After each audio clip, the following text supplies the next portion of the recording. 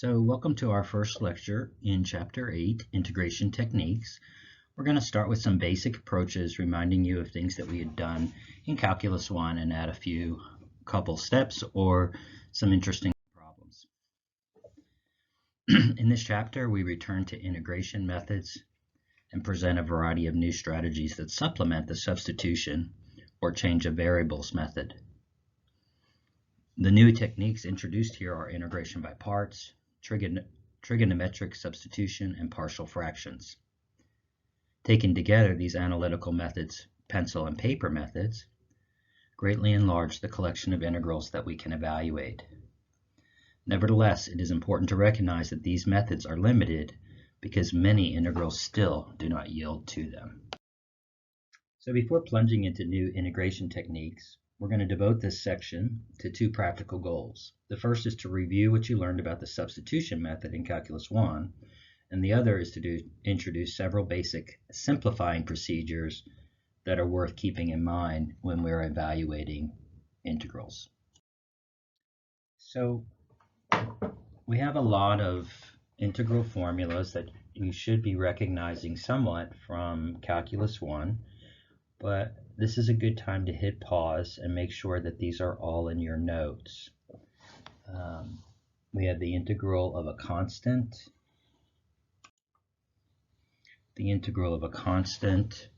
the power rule, the integral of a cosine of a multiplier times the angle, the integral of sine, secant squared, cosecant squared, secant, tangent, cosecant, cotangent, an exponential, 1 over a fraction, and a logarithmic integral, and then of course inverse tangent and inverse secant. Again, this is a good time to hit pause and make sure that all of these are in your notes. The rest of table 8.1, while they included many basic integration formulas that you've seen before, we're going to add 4 standard trig integrals, the formulas below 14 through 17, which we're actually going to derive in the next 2 examples. Here we have, in 13, we have the integral of inverse secant, the logarithm, the integral of tangent, the integral of cotangent, integral of secant, and the integral of cosecant. Again, another good place to hit pause and make sure that you have these soundly in your notes, and it's a good idea to kind of review these before each homework session that you sit down. A good way for reviewing formulas like this is to rewrite them. That's the strategy I use. First couple times I just copy them over, and then I see if I can rewrite them. And a good way is to maybe make a sheet of the integral side and then see if you can fill in the answer for all of them. So make a sheet and maybe make some copies. Okay? So in example 1, what we're going to do is we're going to look at some substitution here. And specifically, we're going to derive the integral formula 14 that we saw in table 8.1, which is here to the right. The integral of tangent of a coefficient times x dx equals 1 over x times the natural log of secant ax, ax plus c. We begin with the simpler form of the integral of tangent x dx by expressing tangent in terms of sine and cosine so that we could prepare for a standard substitution. So if we rewrite the integral of tangent x as the integral of sine over cosine, then notice what we can do is create u equals the cosine x, and then of course du is equal to negative sine x dx. So we get the integral of sine over cosine dx can be rewritten as negative the integral of 1 over u du. Well, 1 over u du solved is simply the natural log of u, and of course we multiply that by negative 1. So this actually equals the negative log of cosine x plus c. We're still not there yet, right? But let's think about, is that not working?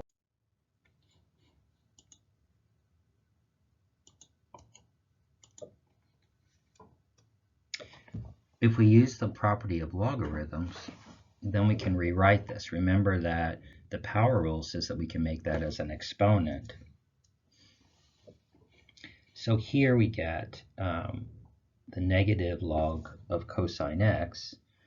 If we first do the substitution of 1 over secant x, right?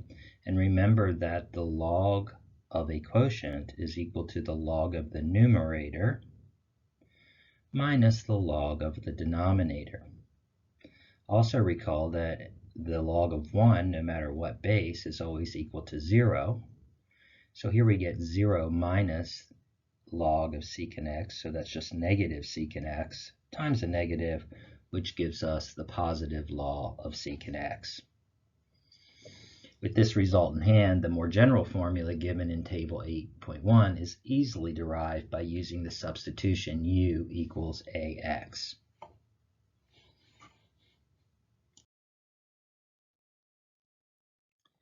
So for example 2, multiplication by 1, we're going to look at deriving the integral formula number 16 that we saw in table 8.1, which was the integral of secant of alpha x, or ax, where a just represents any constant, and that this equals 1 over a times the natural log of secant ax plus tangent ax plus c. This is a little more tricky than what we did in the substitution before. What we're going to do is we want to rewrite the original integral in a simpler form. Then let me go ahead and pull my pointer up here and help you a little bit better. There we go. We want to write it in a simpler form, okay? But in this case, we're not going to do a direct substitution.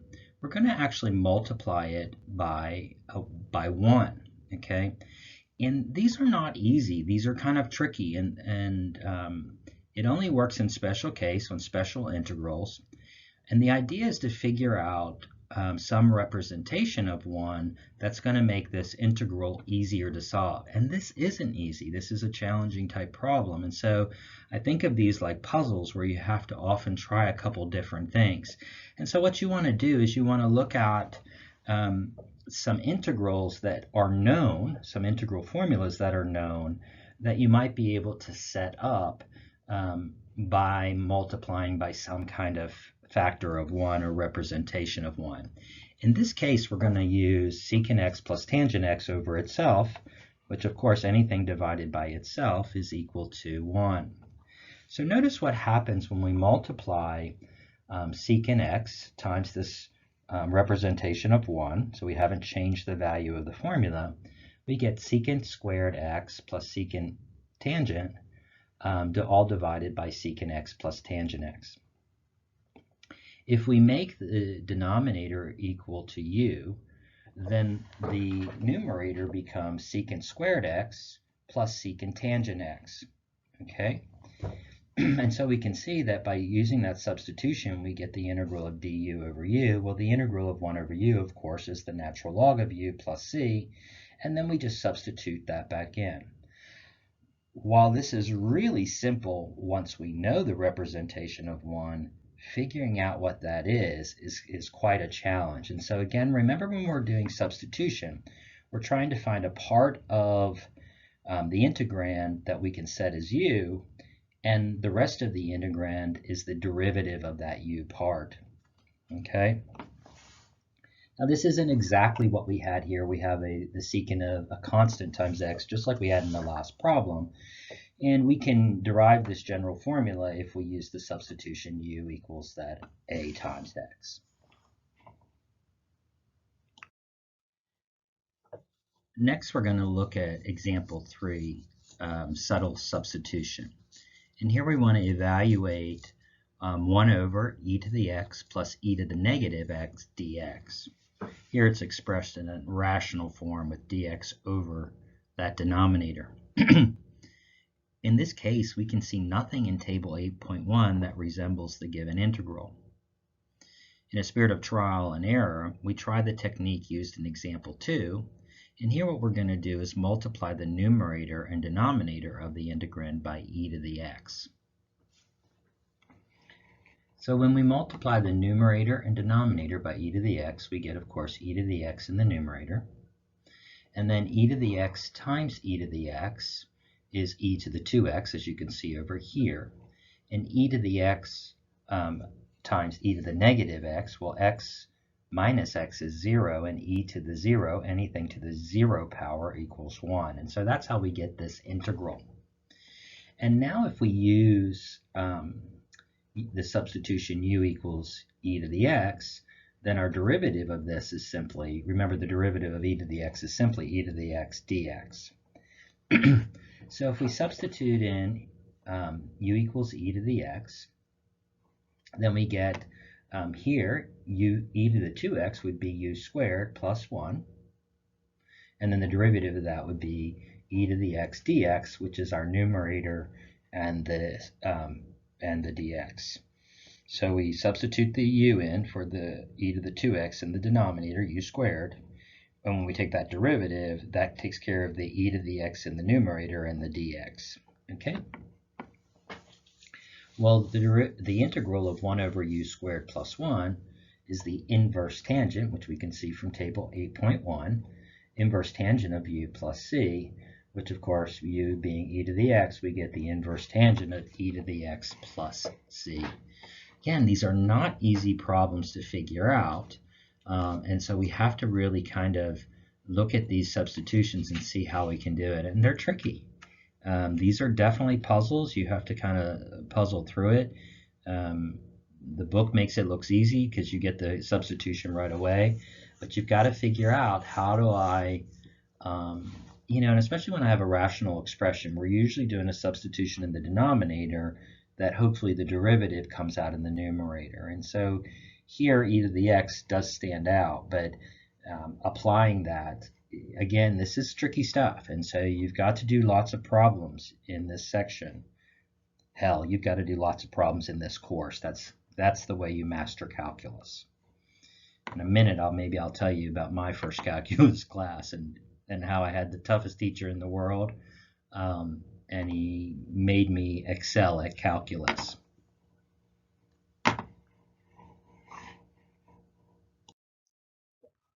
So in example 4, specifically split up fractions, we're going to look at another interesting tactic to use to solve integrals that can be very helpful. And it's not quite as bad as the previous example, if you would. Okay? As far as finding solutions here. This is a very typical strategy, and so notice that we have 2 terms in the numerator over 1 term in the denominator, so there's really only one way to split this up, is cosine over secant plus sine cubed over secant. And then remember, since we'll have a sum of 2 different fractions, then we could separate each integral. Okay, so don't overlook the opportunity to split a fraction into 2 or maybe even more fractions. In this case, the integrand is simplified in a useful way. So here we just split it up, and so here we get cosine x over secant x, and we'll remember that secant equals 1 over cosine. So cosine divided by 1 over cosine is cosine times cosine, or cosine squared for the first simplification. So this fraction actually simplifies to cosine squared. Sine cubed over secant, well again, secant is 1 over cosine, so we can simplify this into sine cubed times cosine, because sine divided by 1 over cosine is the same as sine times cosine. Okay, so this makes things a little bit simpler. We're going to do another substitution here, and so we're going to be drawing back on our trigonometry. And so you might want to go back to your trig notes and pull out your identity sheet. In fact, I might put that out on eCampus for you guys. So look for that formula sheet as well, just to have something as a reference. I'm sure that your textbook has all the trig formulas in it. A lot of times they are actually in the inside covers. All right. So we first simplified the original integral by separating it into two fractions and then simplifying each fraction. Well, remember back from trigonometry again, cosine squared is a half angle formula. So 1 plus cosine of 2x over 2 is the same as cosine squared x, the half angle of this. And so we can do a direct substitution in here. So the first integral is going to be evaluated using the half angle formula, 1 plus cosine 2x over 2. And then the second one's going to be evaluated by using u equals sine, because du then is cosine. That's a very simple substitution there. Okay. So let's look at that. So the first thing we did is to split it into two integrals, as we saw above. Then we substitute in this first integral the half angle formula we just talked about. Okay. And so again, notice what we're doing here. We're splitting this into two fractions, 1/2 dx plus cosine 2x over 2, or 1/2 times the integral of cosine 2x. Okay. Well, the integral of cosine 2x is, if we make u equal 2x, then du is equal to 2, and so these cancel out, and we get the cosine of u, which of course the integral is the sine of u. For the second integral, if we substitute in u equals the sine of x, then of course du equals cosine of x, and so we get u cubed du, which is a simple power rule, which is 1/4 u to the power of 4th. And so then just evaluating them, we get this final answer of x over 2 plus 1/4 sine 2x plus 1/4 sine to the power of 4x plus c. If you want to try a couple more problems, you can look at number 22 and 25 in the textbook. And this is always a good idea, to try to do another problem almost immediately after you've done a problem like this, just to kind of get your feet wet and to reinforce the idea there. Our next example, number 5, division with rational functions, is similar to the last example, but notice here in the denominator we have a sum, not just one term. So it's not quite as easy to divide this into multiple fractions. You might want to try it if it's possible, if you can factor the numerator, and you know, especially if there's a common factor in both. But here what we're going to do is look at a different way of solving some of these, specifically when we have improper fractions. When integrating rational functions, where you have a polynomial in the numerator and the denominator, check to see whether the function is improper. Now all this means is that the degree of the numerator, in this case the degree of the numerator is 2, is greater than or equal to the degree of the denominator. Now remember, the degree of a polynomial is the largest exponent that occurs on the variable. So the degree of the numerator is 2 because the largest exponent on x in the numerator is 2.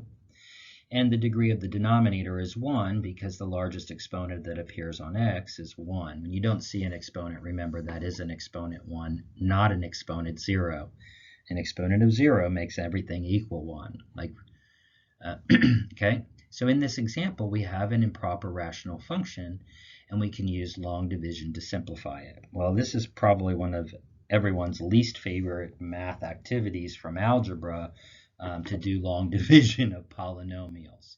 This one's relatively simple. So if we're dividing the denominator into the numerator, I'm not going to go through this process again, but remember, you're kind of seeing how many times does x go into x squared.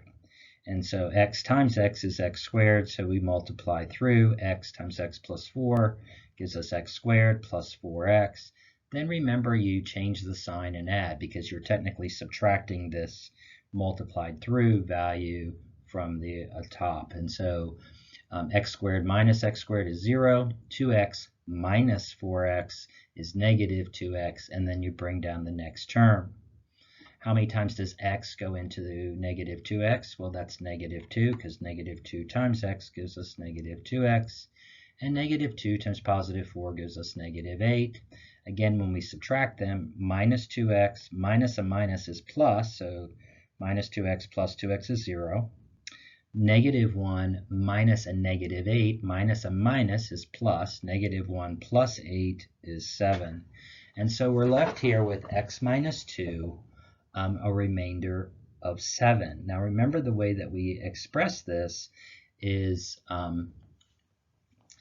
that this rational expression equals x minus 2 plus the fraction of the remainder over the original denominator. So this gives us, when we do this long division, the actual answer is x minus 2 plus 7 over x plus 4, which is the same way it works with long division of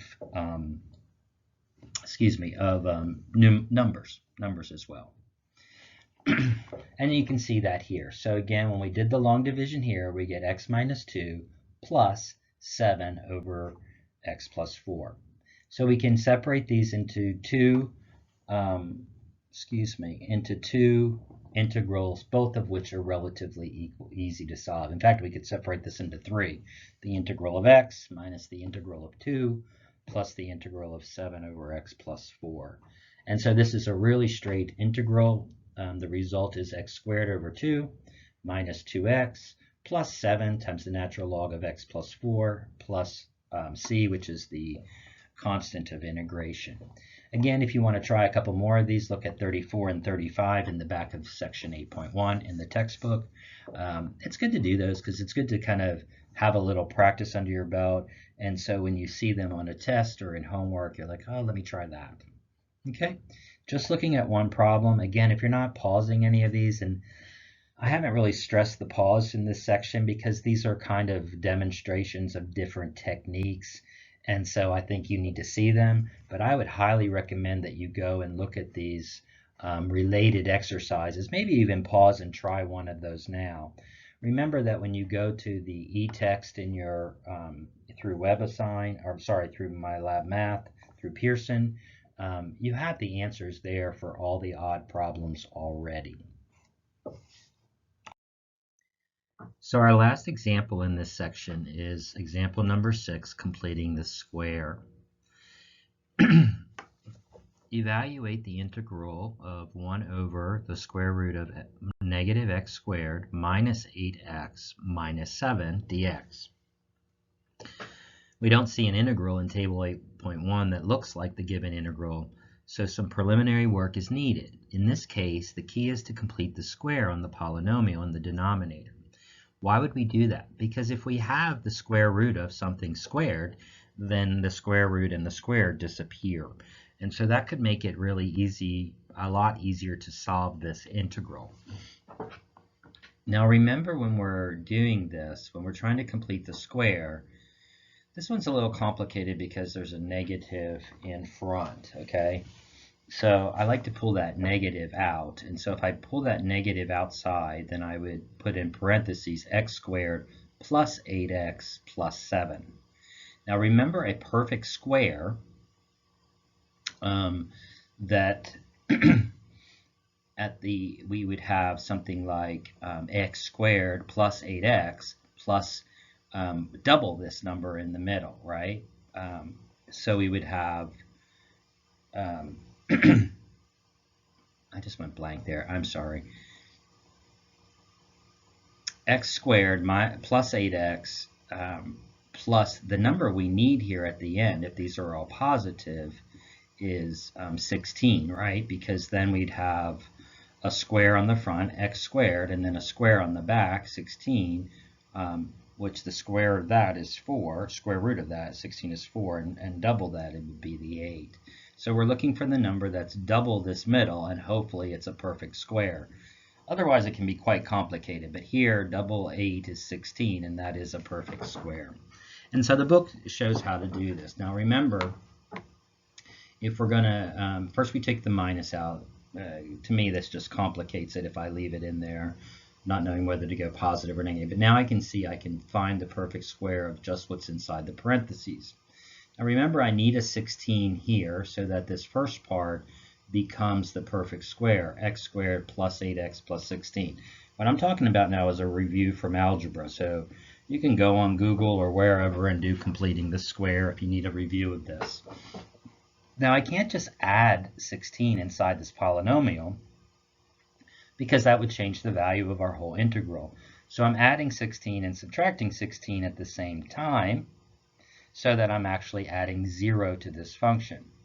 Of course, now I'm going to put a parenthesis after the plus 16, and then I'm going to have minus 16 plus 7 together, which equals negative 9.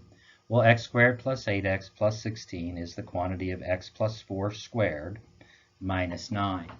Now don't forget we had this negative out front, so when I apply that back inside, my negative 9 becomes positive 9, and then I get minus x plus 4 squared. All right? So I can substitute this inside. Doesn't take the case of the place of the entire denominator. I can put it inside of the radical here, and that's what we're going to do. So we can rewrite the integral as the integral of 1 over the square root of 9 minus x plus 4 squared. And here what we're going to do is make, sorry, I went blank again, u equal the x plus 4. And so we get, and then du is simply dx. So we get the integral, the simplified substitution of integral of 1 over the square root of 9 minus u squared. Well, notice this is simply, if you look at our table 8.1, this is the inverse sign of u over 3, or in this case, since u is x plus 4, the inverse sign of x plus 4 over 3 plus c. So this is the last example in this chapter, and you can see these are quite tricky. You've really got to think of these like puzzles and try to see how you can manipulate the original integral using your basic algebra skills, looking at the table, and trying to figure out something that you can then use those formulas from to solve. The techniques illustrated in this section are designed to transform or simplify an integrand before you apply a specific method. In fact, these ideas may help you recognize the best method to use. Keep them in mind as you learn new integration methods and improve your integration skills.